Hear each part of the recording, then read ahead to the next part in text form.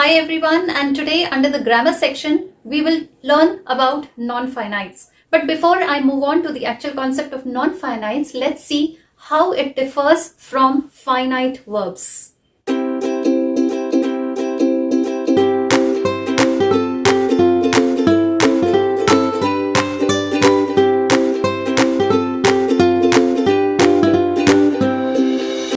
Verbs are the most flexible part of speech in English language. It changes according to the subject, it changes according to the tense. Now, when the verb changes according to the subject or the persons or the tense of the sentence, then such a verb is called as finite verb. For example, he teaches mathematics in that school. Or if I may change the sentence, it will be I teach mathematics in that school. If I change the tense of the sentence, then it will become I taught mathematics in that school. Now these three examples are very clear where in the same sentence, if I change the tense, the verb has changed from teach to taught. If I change the subject from he to I, the verb also changed. So such kind of verb is called as a finite verb. These verbs will always describe the action that is happening in the sentence. Come to the other category now, non-finites. It is exactly the opposite of finite verbs. So even if I change the number of the persons, the subject of the sentence or the tense, this verb will not change. But of course, this non-finite verb will have a finite verb before it. For example, I try to teach mathematics to poor students. He tries to teach mathematics. Or he tried to teach mathematics. Now look here, there are two verbs in these sentences, try and to teach. The verb try changes according to the subject and the tense, but the second verb to teach doesn't change as per the subject or the tense. So the verb to teach here becomes a non-finite verb. Today we are going to learn more about this non-finite and let's see what are the different types of non-finites.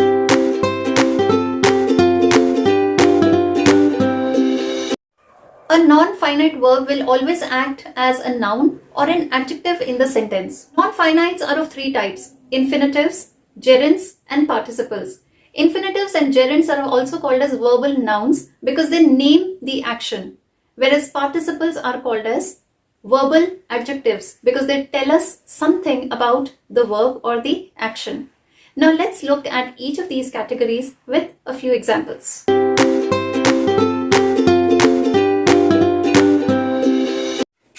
Infinitives are made of to plus verb and they are also called as verbal nouns because they name the action. Look at these two examples here. The train is about to leave.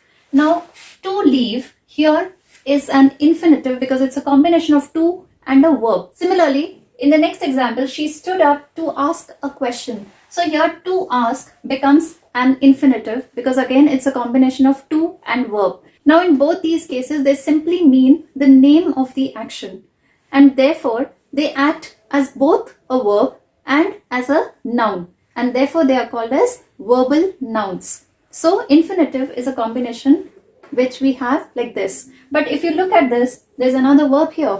Stood is a verb which will change as per the subject, but this verb will not.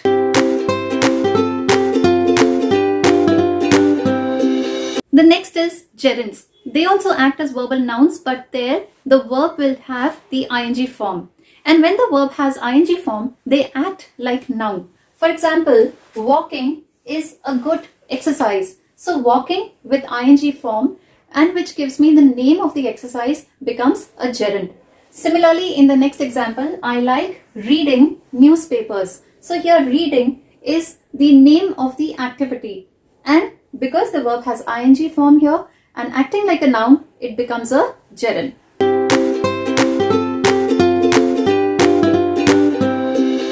Participles are also called as verbal adjectives because they act like a verb and as an adjective in a sentence. And participles in non-finites are of three types: present participle, past participle and perfect participle. Let's look at each one of these with an example. Present participle is formed by using ing with the verb Now gerunds also use ing. So how do you differentiate? A present participle will always act like an adjective, whereas the gerunds act like noun. If you look at this example, running water is not always fit for drinking. Now running water here is a present participle.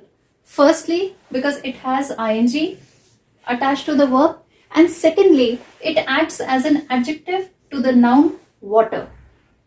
Come to the next one. The tired traveler took rest under the tree. The tired traveler. Now tired here is the third form of the verb, that is the past participle form of the verb, and of course it acts like an adjective to the noun traveler. Come to the third type of participle, that is the perfect participle. Now perfect participle will always have the form like having and the third form of the verb. So I may start a sentence like this: having finished. So having here becomes the ing form of the perfect tense. Finished becomes the V3 form of the verb. But when we are using participles, how do we identify when to use which participle? It is very simple. When we use present participle, it means the action is still going on at present. When we use past participle, it means the action is already completed. And when we use perfect participle, it means the action completed just some time back. So this was a quick video on non-finites, just to give you an overview of this topic. And very soon I'll be posting separate videos on infinitives, gerunds and participles, in which I will cover exceptions, more examples, and how to use them and when not to use them. Take care, stay connected, God bless you all, and see you soon in my next video. Bye-bye.